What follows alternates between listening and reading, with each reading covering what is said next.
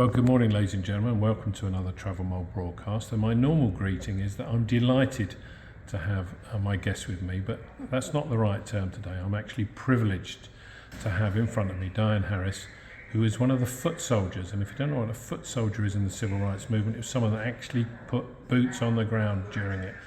We're actually here in Selma in Alabama, which was the site of a famous incident of Bloody Sunday. And I'm not saying I'm pleased, but Diane was involved. Good morning, Diane. Good morning. How are you doing? I'm well, thank you. Diane, tell me a little bit more about your role. I know that we spoke before and you've been involved in civil rights activity for the majority of your life, but let's go back to that period in the early 60s when you were a young lady and civil rights marches were going on all the time. What happened to you? At the age of 15, I was a part of the student movement. There were three major marches. There was the Ministers' March, the Teachers' March, and the Student March. I was affiliated, of course, with the Student March. I participated in a total of 4 marches, but of those 4 marches, 2 of them I was arrested. The first arrest, we as students were transported to a prison camp called Camp Selma, which was only about 7 miles west of Selma. We were fingerprinted, mugshots taken, and told that we would never have our records expunged. We spent only a couple of hours there. This was February of '65. Then 2 weeks later, I was arrested again at in downtown Selma area at a building called the National Guard Armory. We as students did spend the entire night at that armory. The third march was on Bloody Sunday. I never was able to cross the Edmund Pettus Bridge because I was at the back of the line. But on our way, I'm speaking of my brother and I, who was 13 at that time, we ran back when we heard the marchers being attacked. We could hear them yelling and screaming, crying. We could smell the tear gas. Then we started hearing horse hooves. The possemen were coming back from the Montgomery side of the bridge over to the Selma side. And we were actually chased by one of the possemen on horseback, eventually running us up the steps of Brown Chapel AME Church. My 4th march was the ultimate march. I never marched from Selma to Montgomery, but I proudly say I was able to get to Montgomery.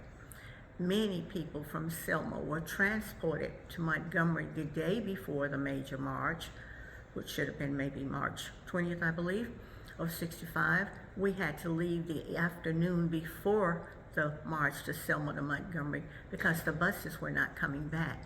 We were transported by a fleet of Greyhound buses to Montgomery. There we spent the entire night at St. Jude Catholic School.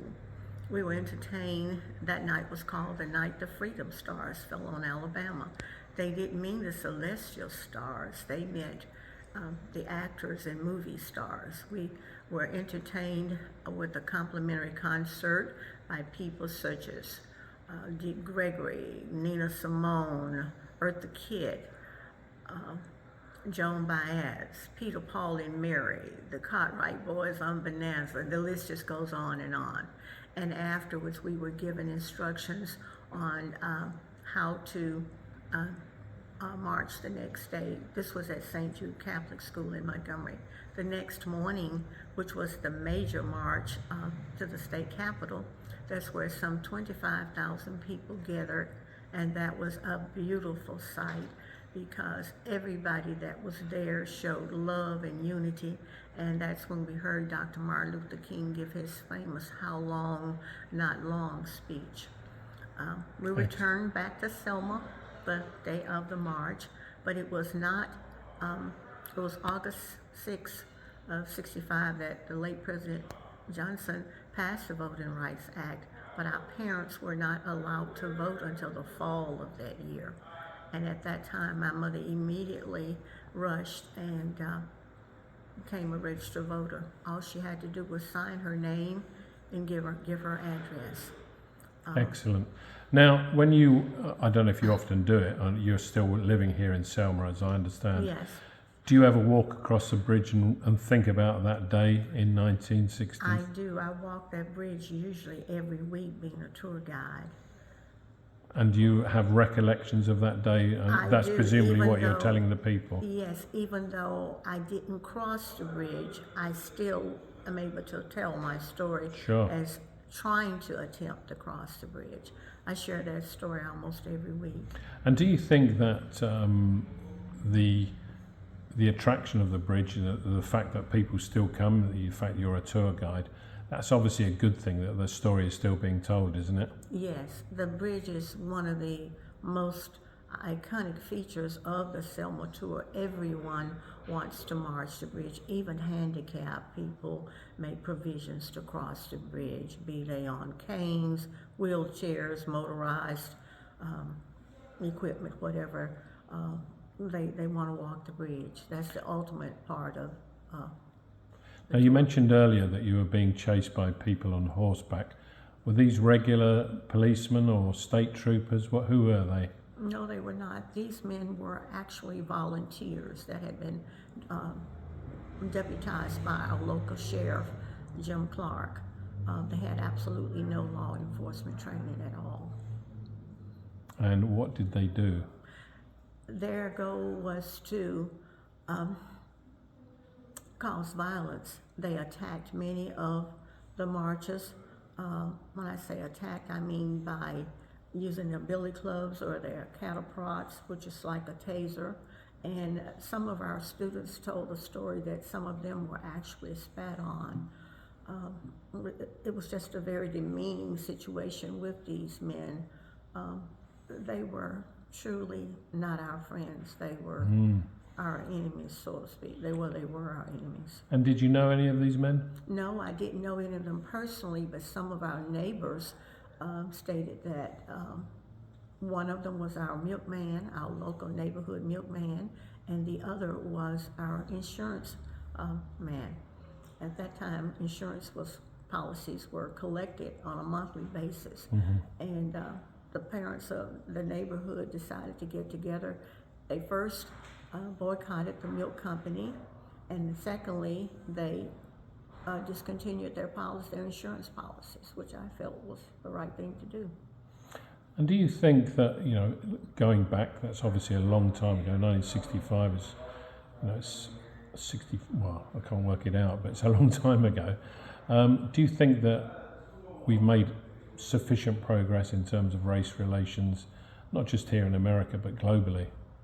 I would say yes, we did initially make progress, but as time has gone on, I'm seeing a reoccurrence of the way things were back in the 60s.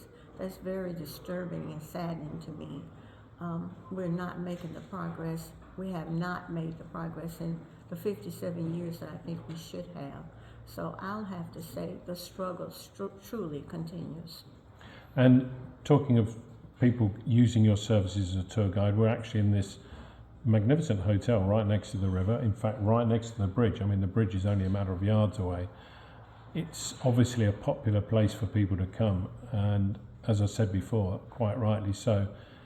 Do you see people from all over the country and all over the world in your tours? Yes, most of them are from the States, but just most recently I had someone from Singapore and someone from New Zealand. So yes, some of the tours are totally international. For instance, we have a group from New Zealand that comes almost every year before COVID, and then there's another South Asian group. Countries consist of Cambodia, Philippines, all the others I can't name. Vietnam. Vietnam. The list goes on and on. Sometimes it's about 10 to 14 countries represented. These are students that come to the state of Georgia, and they end up doing civil rights tours as a part of their visit to the U.S. And final question, Diane, is when you speak to these people and they ask probably the same questions I've asked you, do they have the same reaction as I do, that they're astounded by the fact that a lot of this history appears to have been swept away in the last 30, 40, 50 years. Yes, yes, I agree with you on that. And that's why people really want to come to take the actual trip, so that they can get a feel. And we're so blessed that Selma is one of the cities that's included in the, whenever most tour groups have tours, they are called civil rights tours. And so they usually consist of Atlanta, Montgomery, Selma, and Birmingham, and sometimes Mobile, and some of them even do Mississippi and Tennessee, Memphis. So they get a feel of what it was really like, because the stories aren't really told. Absolutely. Well, thank you very much for your time. As I said, it's an absolute privilege to speak to you. One of the original civil rights foot soldiers. Fantastic. And I wish you all the very best success in your career as a tour guide, and also to making sure that people remain educated on the events here in Selma all those years ago. Thank you, my pleasure.